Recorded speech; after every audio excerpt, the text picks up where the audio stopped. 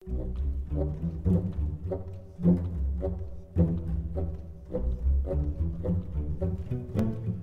folks. Justin here. Welcome to a special episode 11 of the 10 episode series from Loser to Legend, where we help you go from that guy up there. I almost forgot how to do this. I'm pointing upwards. Full of frustration, tilt, and rage, to that guy over there who is so cool that he has to wear a coat outside in that snow. That's actually July. And that snow is just the result of how cool and collected that dude is. Um, what we're going to be talking about today is like as the title would indicate, is frustration, tilt, and rage, and just sort of like general unhappiness linked to playing the game. Because I mean, it happens. It happens to all of us. Like I try to stay pretty positive most of the time, but I definitely get down, and I think that this is something we can all kind of relate to. So I thought it was something worth doing a video about, especially since we're about to enter the biggest transition, the biggest change since the game was launched in closed beta, which is to the full release, right? To the marketing, to the expansion of the population playing the game. And I think that Elder Scrolls Legends has a really positive community for the most part. And I think it's important that we welcome new players who are coming to the game with that same spirit. And so, maybe we should talk a little bit about how pissed off we get sometimes so that we can avoid taking that out on other people. I don't know. That's just how I look at it. That's what we're going to be talking about today. We're going to get rid of this background image, make sure I remember how to do all this. It's been a while since I recorded one of these episodes. I'm going to move over here to the side. In full classic mode, I have the cup of coffee. Yeah, so, I want to point out, like, I absolutely love Elder Scrolls Legends, right? I think it's the best, definitely the best collectible card game that I've ever played, and that's just the core set, right? I think the Madhouse collection was a wonderful addition to the game, and I think that the monthly reward cards have, by and large, been pretty interesting stuff. Let's take a look real quick at the promo cards we've gotten over the years, over the years, over the months. You can tell where I'm at with this, right? By the way, I just want to point this out: 26,000 soul shards now. Like, I am ready for a new expansion. But that kind of speaks to why I wanted to do this video in the first place, right? Um, yeah, so I mean, we've been given Stone Shard Orc, Stampede Sentinel, Gardener's Swords, Battle Wreath of Dusk, Elsewhere Lookout, Shivering Apothecary, Swindler's Market, Smuggler's Hall, Hist Grove, Ring of Imaginary Might, Close Call, Heroic Rebirth, Mechanical Ally, Merchant's Camel, Forsaken Champion, Ultra Despair, and Illusory Mimic. Um, and these cards have been great for keeping the game interesting because you of course run the risk when you have a card pool that doesn't change for a while of the meta sort of stagnating. And I will admit, like that has started to get to me more over the last few months than it ever did before. The rise of decks who kill you with perfectly curved out creatures that are above the stat line, the average stat line, into Supreme Atromancer can be really frustrating to play against all the time because the meta isn't. I'm not saying that there's only a couple decks on there, but blue, for instance, is likely to be over 50% of your matchups, and that can lead to this sort of thing. Just losing games in general can. But I think that this is a good time to talk about that self-care is really important in all things, and that includes your hobbies like Elder Scrolls Legends. In my work, we talk about something called compassion fatigue, which is when you don't just become numb to the plight of the people you're serving, you also sort of begin to resent them a little bit. You start having problems with counter-transference, and these sorts of things can really impact your ability to do the job well. I think Elder Scrolls Legends has a similar, potential phenomenon, and something I'm going to refer to as like tilt, or I'm going to refer to as strategic fatigue, right? I don't know about you, but I've been in situations where I've lost 2 or 3 or 4 games in a row with a deck I'm fairly certain is good, either to just perfect draws from the opponent, or I misplay myself. And then that fifth game, when I queue onto the ladder again, like, I play considerably worse than I know I'm capable of. I'm sure that if you've watched some of my videos, you've seen that I don't always play at the top of my game right after a loss. And I think that's totally natural, but it's not exactly healthy either.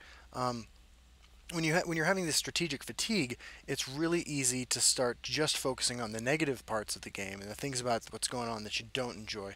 And when this is your hobby, when this is something you're doing for fun, as part of a self-care package for the rest of your life, for your job, for difficult interpersonal relationships and stuff like that, it can be it can really damage your psyche in general to find yourself continuing to press that rage button, because in some ways that emotional feeling of anger is like a drug, right? Because you don't want to be angry, necessarily, but once you're already angry, it's really easy to find yourself doing things that are, if you were being objective, would make you angrier.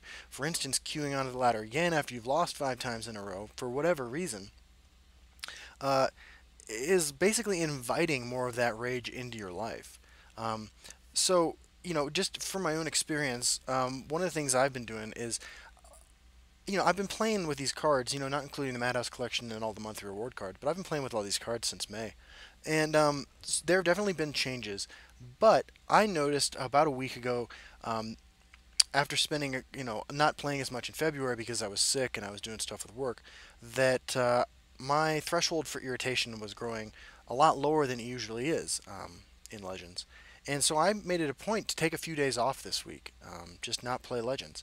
And I watched TV, I read, I played Eternal, Civilization 6, I played Elder Scrolls Online. Um, and I decided I'd just come up with some tips maybe that help me, make sure that when I'm playing Legends, it's benefiting me emotionally, and that I'm having a good time just in a vacuum. So the first piece of advice I'd give kind of feeds into what I did personally, which is that I think it's important to have like multiple games you play, and I really think it's important to play games that aren't like zero sum games, right?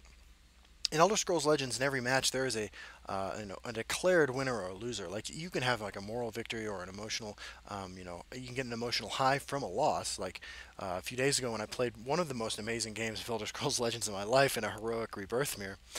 But playing games that aren't zero sum, and by that I mean games where there isn't a clear winner or a loser, like Elder Scrolls Online, Skyrim, or The Sims, um, can be a really kind of relaxing, rejuvenating experience. And I think it's important that we are aware of the fact that there's a big difference philosophically between these types of games, and being really smart or really entrenched in the meta or whatever, having an up isn't going to make a huge difference in Elder Scrolls Online, whereas it might in Elder Scrolls Legends.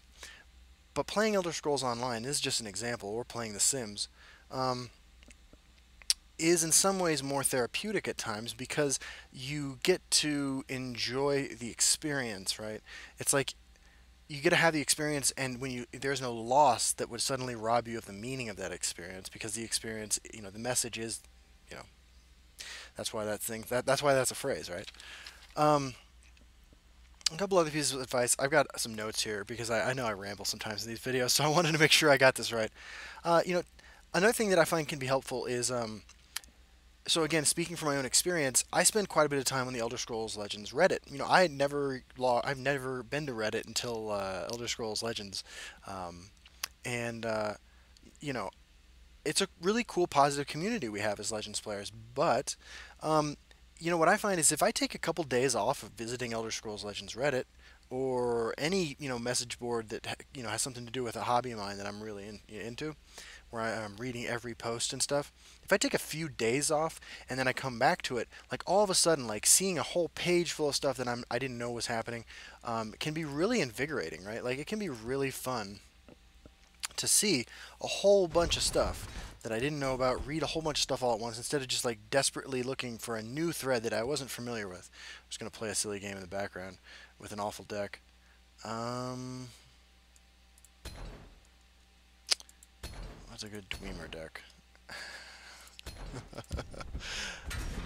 I think that's important. I think that it can really benefit you.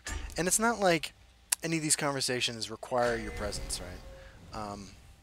So going away and coming back after a while can be a whole lot of fun, in my opinion. Another thing you can do, and this is sort of exactly what I'm doing right now, this is a grade A segue on my part, is experiment with cards and decks in casual or against the AI. And one of the cool things about Elder Scrolls Legends, of course, is that against the AI, you still have rewards, right? You collect soul shards for doing this. And, like, I didn't even know this was a card. Desperate Captive, Gerald Forager. I'm probably going to lose this game even. But I played Enraged Mudcrab on turn 1, which is one of the most satisfying things in the world. That not triggering is super ominous, right? The deck is, like, at least 35 cards, I think. Daggerfall Mage is so awful on turn 4. And Wisp Mother. Oh, I forgot what I was trying to do here. Hive Worker. We need more Kwama in our lives. There are of course some other simpler things you can do, right? Like you can take a break after a certain number of losses, right? Like I don't like to play after 3 losses in a row. That's some basic AI level stuff right there. Don't worry, Because I just play so poorly, you know. And you don't even necessarily have to stop playing Legends at that moment. But what you really should do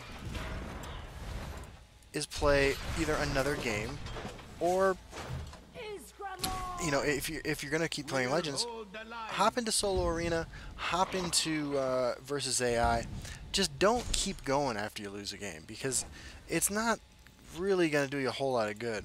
All right, with 6 Magicka, I can't play 2 of anything, so I guess we play that. Hopefully, draw something we can play. Not quite.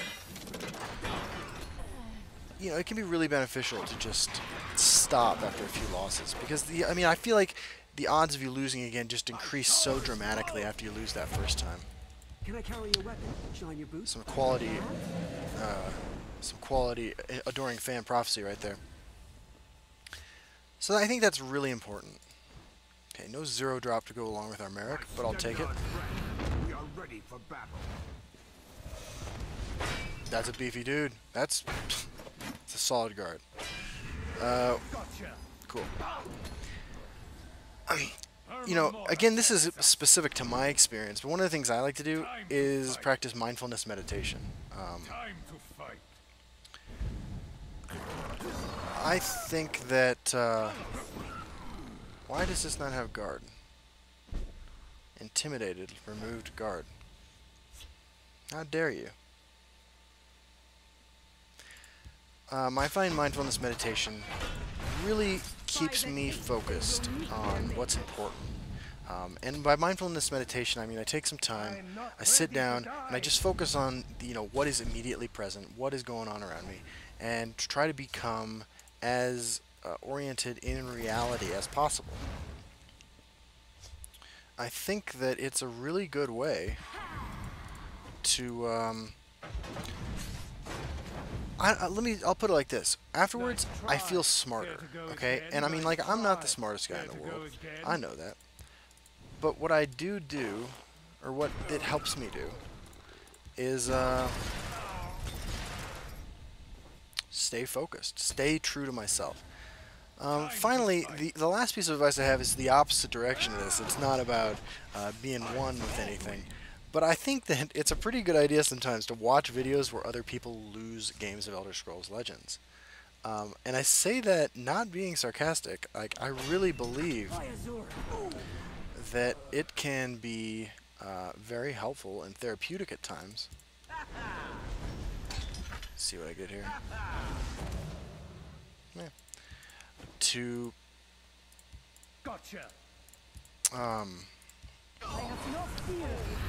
to see that your plight is not your plight alone, right? That like other people go through the same sort of thing. And so yeah, if you're wondering where am I going to find videos where people lose Elder Scrolls Legends, hold up, because my page is full of videos of people losing Elder Scrolls Legends games. That guy is me, but yeah, I think it's that's kind of cool. Do I get another one? Is that not how that works?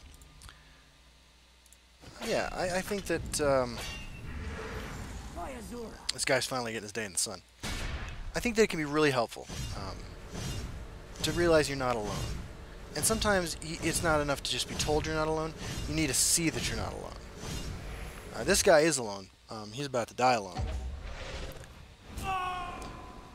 That was pretty epic, right? Like, is that not the most badass, adoring fan you've ever seen? This should be good. But yeah, that's the last piece of advice I have. Trolls take you. I hope you all got something from this. You know, I know it's not a gameplay video, and some people just want to see me play, which is totally understandable. But I just thought it was important to say what was on my mind and how I'm feeling about this, in the hopes it can help somebody else do it too. That's why I revitalized this series for an extra episode. And I hope that, yeah, I hope that you all are at least able to relate to part of this, so that you can enjoy this great game as much as I do. Because I really believe it's one of the best games I've ever played. I think it's certainly the best collectible card game I've ever played. And I just want to make sure that I can enjoy it. That's it. Don't get strategic fatigue, right? Play smart. Anyway, I'll see you all on the ladder. Thanks for joining me. Have a great day.